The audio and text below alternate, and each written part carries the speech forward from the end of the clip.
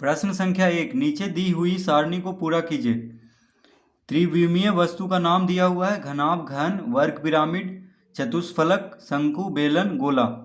हमें लिखना है, देखिए सबका फलकों की संख्या, फलकों मतलब सतह यानी सतहों की संख्या, जितना भी सतह होता है, शीर्ष की संख्या, किनारों की संख्या, शीर्ष मतलब कोना, और किनारों की संख्या लिखना है। तो देखिए हम पहले समझेंगे कि घनाभ होता क्या है।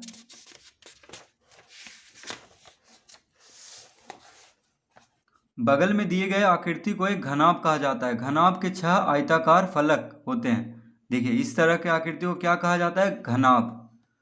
ठीक है, तो इसमें देखिए कितना, घनाभ के 6 आयताकार फलक, फेस होता है आयताकार फलक, फलक मतलब देखिए फेस, सतह। ठीक है, और इसमें देखिए इसके 12 किनारे इड्ज हैं। प्रत्येक किनारा बाकी आसन्न किनारों पर लंबवत रहता है।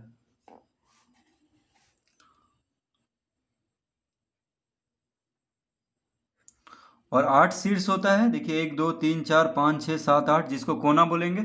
ए बी, देखिए ये सब क्या है? शीर्ष है। किनारा हो गया जैसे ये पूरा ए बी, ये एक किनारा हो गया, दूसरा किनारा, तीसरा किनारा, इस तरह से किनारा, और शीर्ष जो कोना हो गया। ठीक है, जहाँ जहाँ पे भी देखिए कोना है वो शीर्ष होगा। और फलक जो ऊपर का जो सतह होता है उसको फलक कहते हैं। जितना भी, जैसे देखिए एक माचिस है, माचिस कैसा होता है? घनाभ के जैसा। ठीक है, तो ऊपर का जो सतह है ये क्या है? फलक हुआ। तो देखिए फलक हम इसमें पता कर लेते हैं कितना फलक होता है। तो देखिए ऊपर में एक फलक, फिर इधर देखिए दूसरा, 3 4, 4 फलक हो गया। इधर देखिए 5 और इधर 6, यानी 6 फलक होता है। ठीक है, अब देखिए शीर्षों की संख्या। तो शीर्षों की संख्या देखेंगे तो शीर्ष मतलब देखिए जो कोना होता है, 1 2 3 4, 4 कोना हुआ इसमें। फिर इधर देखिए 5 6 7 8, तो 8 शीर्ष होता है। ठीक है, कोना, किनारा, किनारा इसको कहते हैं। ये जो हुआ देखिए एक किनारा, 2 किनारा, फिर ये वाला हो गया देखिए यहाँ से यहाँ तक 3 किनारा, फिर ये 4 किनारा। ठीक है, तो यहाँ पे 4 किनारा हो गया। अब देखिए यहाँ पे 5 6 7, 7 हो गया। ठीक है, 8 9 10, 10 हो गया। 11, और इधर देखिए एक 12, यानी 12 किनारा होगा। ठीक है, फिर से देखिए किनारा को समझ लेते हैं। तो 1 इधर, 2 3 इधर किनारा, एक 4, 4 इधर हो गया। अब देखिए इधर 5 6 7 8। ठीक है, अब इधर में 9, देखिए ये यहाँ से यहाँ तक 9 10, फिर इधर 11 12। ठीक है, तो इस तरह हम समझ चुके हैं कि घनाभ में 6 फलक, 8 शीर्ष और 12 किनारा होता है। और घन किसको कहते हैं? देखिए यदि किसी घनाभ के प्रत्येक किनारा लंबाई में बराबर हो तो उसे घन कहा जाता है। यानी प्रत्येक किनारा देखिए लंबाई में बराबर हो, इसमें देखिए सब क्या है? बराबर है, तो उसको क्या कहेंगे? घन। जैसे देखिए, जैसे ये क्या है? घन है। ठीक है, इसका देखिए सब प्रत्येक किनारा की लंबाई क्या है? बराबर है, तो इसमें भी वो 6 सतह होगा। देखिए 6,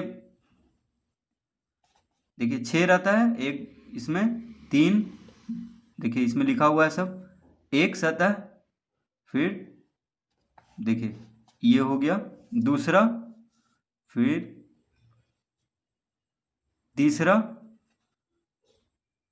चौथा, पांचवा और छठा। 6 सतह होता है, यानी 6 फलक। और इसमें भी 12 किनारा आएगा और 8 शीर्ष। ठीक है, तो घनाभ और घन में फलक, शीर्ष और किनारों की संख्या बराबर होता है। ठीक है,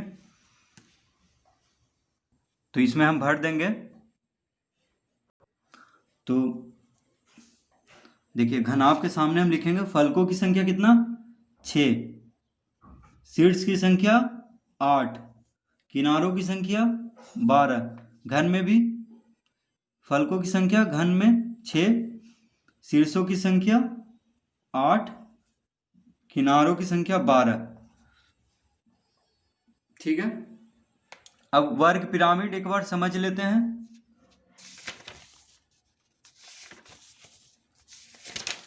देखिए, एक पिरामिड वह आकार है जिसमें आधार का फलक एक बहुभुज होता है और आधार के अतिरिक्त अन्य फलके त्रिभुजाकार होते हैं। नीचे के चित्रों में 2 पिरामिड दिखाया गया है। यदि किसी पिरामिड का आधार एक वर्ग हो तो उसे वर्ग पिरामिड कहा जाता है।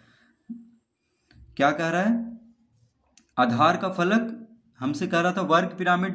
ठीक है, तो देखिए, वर्ग पिरामिड मतलब जिसका आधार का पिरामिड क्या हो, एक वर्ग हो। यानी आधार, देखिए नीचे जो होता है आधार होता है, ये अगर वर्ग हो, ठीक है, उसको क्या कहेंगे? वर्ग पिरामिड।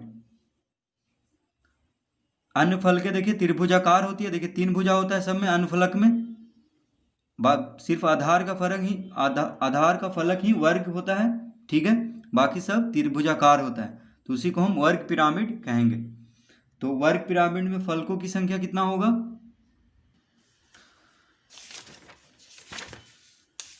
तो वर्ग पिरामिड में देखिए फलकों की संख्या होगा 5। ठीक है, जिस तरह हम फलक गिने थे इसमें घनाभ में, उसी तरह वर्ग पिरामिड अगर रहेगा तो उसमें हम फलकों की संख्या कितना होगा? 5 होगा। शीर्षों की संख्या कितना होगा? 5 होगा, यानी कोना, और किनारों की संख्या 8 होगा। ठीक है, अब देखिए चतुष्फलक क्या होता है? तो चतुष्फलक, एक चतुष्फलक वह आकार है जिसमें 4 फलक होते हैं और चारों फलक त्रिभुजाकार होते हैं। बगल के चित्र में एक चतुष्फलक, जिसको कि इंग्लिश में क्या कहते हैं? टेट्राहेड्रन दिखाया गया है। इसके 4 त्रिभुजाकार फलक, देखिए इसमें 4 त्रिभुजाकार फलक होता है, 1 2 3, एक पीछे होगा देखिए 4। ठीक है, इसमें 4 शीर्ष A B C D, 6 किनारा होता है। तो इसको हम लिख देते हैं, यानी चतुष्फलक ऐसा आकार है जिसमें चारों फलक क्या होता है? त्रिभुजाकार। ठीक है, चारों फलक कैसा होता है? त्रिभुजाकार। तो इसमें हम लिखेंगे चतुष्फलक में फलकों की संख्या 4, शीर्षों की संख्या 4 और किनारों की संख्या 6। ठीक है, ये हो गया चतुष्फलक। अब देखिए शंकु क्या होता है? तो ये देखिए चतुष्फलक हम इसके सामने सामने लिखे हैं, ये वर्ग पिरामिड का है। ठीक है, अब वो दोनों घन और घनाभ का है। अब शंकु, देखिए शंकु एक बार हम समझ लेते हैं। तो शंकु, बगल में दिए गए आकृति को एक शंकु कहा जाता है। शंकु के आधार का फलक वृत्ताकार होता है। देखिए आधार का फलक क्या होता है? वृत्ताकार। ठीक है, इसका शीर्ष और एक वृत्ताकार किनारा होता है। देखिए शीर्ष एक ही कोना होता है, इसमें एक ही शीर्ष होता है और एक वृत्ताकार किनारा होता है। आधार का फलक के अतिरिक्त शंकु में एक वक्र फलक भी होता है। वक्र फलक जो घुमा हुआ होता है। ठीक है, इस तरह से देखिए ये, तो शंकु में हम लिखेंगे 2 फलकों की संख्या, 2 फलक होता है। ठीक है, शीर्षों की संख्या 1 होता है, कोना देखिए 1 होता है। तो देखिए हम तीर दे रहे हैं ताकि समझ में आए कि शंकु का सीधे सीधे हम लिख रहे हैं, और किनारों की संख्या भी 1 होता है। ठीक है, किनारों की संख्या 1। अब बेलन, एक बेलन के 2 वृत्ताकार फलक और एक वक्र फलक होता है। देखिए आधार में और ऊपर क्या होता है? 2 वृत्ताकार फलक और एक वक्र फलक जो बीच में रहता है। देखिए, ठीक है, इस प्रकार एक बेलन के कुल 3 फलक होते हैं। इसमें 2 वृत्ताकार किनारा होता है और इसमें कोई शीर्ष नहीं होता है। इसमें देखिए कहीं भी कोना नहीं है, तो इसमें शीर्ष नहीं होता है। ठीक है, तो बेलन जैसे पाइप हो गया, पाइप कोई भी पाइप ले लीजिए, घर में जो लगा हुआ रहता है वो सब क्या है? बेलन है। तो बेलन के सामने ही लिखेंगे हम फलकों की संख्या। बेलन में कितना होता है? 3। शीर्षों की संख्या 1 भी नहीं होता है, 0। और किनारों की संख्या कितना होता है? 2। ठीक है, अब देखिए गोला, गोला क्या होता है? तो गोला के लिए हम, ये देखिए गोला है एक वस्तु जिसका आकार एक बॉल की तरह हो, उसे गोला स्फेयर कहा जाता है। गोला का कोई शीर्ष नहीं होता है, इसका कोई किनारा भी नहीं होता है, पर इसका एक वक्र फलक होता है। इसमें देखिए कोई किनारा नहीं है ना ही शीर्ष है, बस एक फलक है जो सतह जिसको बोलेंगे वक्र फलक। तो इसमें हम